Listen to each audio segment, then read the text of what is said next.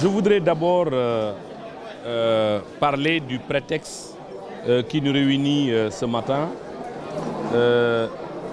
Comme vous le savez, nous célébrons ce matin, le 17 du mois de mai, les JMT, Journée mondiale des télécommunications, dont le thème qui a été choisi cette année, c'est l'entrepreneuriat dans le secteur des TIC au service du développement social.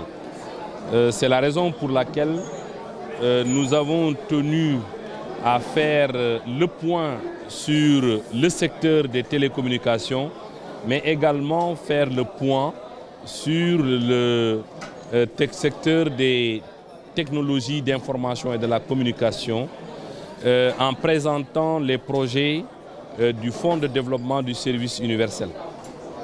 Pour revenir un peu sur le secteur, vous savez, l'autorité de régulation des télécommunications et des postes procède chaque trimestre, à la fin de chaque trimestre, à évaluer le secteur des télécommunications. Nous avons fait une évaluation au 31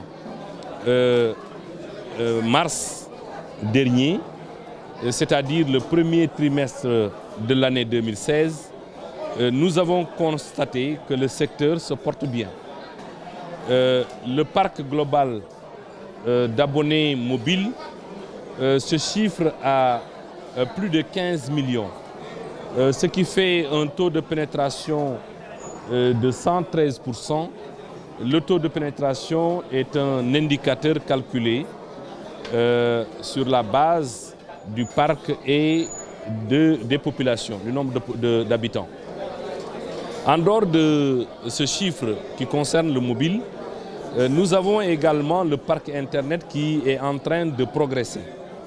C'est un parc qui s'établit aux alentours de 7 800 000, donc qui a fait une progression de plus de 5% en rapport avec le trimestre précédent.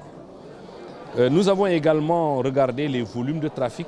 Les volumes également de trafic échangé sont en train de progresser et c'est important qu'on le dise que le secteur des télécommunications est en train de se développer dans notre pays. Parlant du Fonds de développement du service universel, je pense que c'est un fonds qui n'est pas très bien connu des Sénégalais, mais qui est en train de réaliser des projets importants qui ont un impact sur les populations, mais également des projets capables de générer des emplois. J'ai à côté de moi le président Ali Koto Ndiaye, qui est le président du Fonds de développement du service universel, avec l'équipe du comité de direction du Fonds de développement du service universel.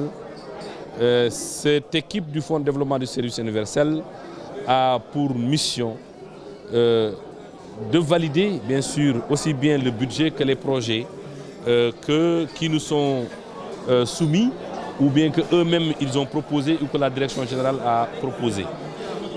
Nous avons eu un programme pour 3 ans, 2015-2017, un programme ambitieux, lequel programme nous a permis, dans le cadre de l'éducation, de doter les universités du Sénégal, l'université publique, d'une bande passante de 2 fois 155 mégas pour un coût global d'abonnement récurrent de 550 millions de francs CFA. Dans le domaine de l'éducation toujours, de l'enseignement, nous avons doté 100 lycées et collèges d'un centre multimédia, 100 cases des tout-petits, de matériel informatique, mais également de 50 daara, de matériel capable de les mettre dans l'évolution des technologies de l'information et de la communication. La 4G, comme je l'ai dit tout à l'heure, c'est un objectif de l'État du Sénégal de donner la 4G aux Sénégalais. Cet objectif reste intact Et Inch'Allah, si Dieu le veut, les Sénégalais auront leur 4G.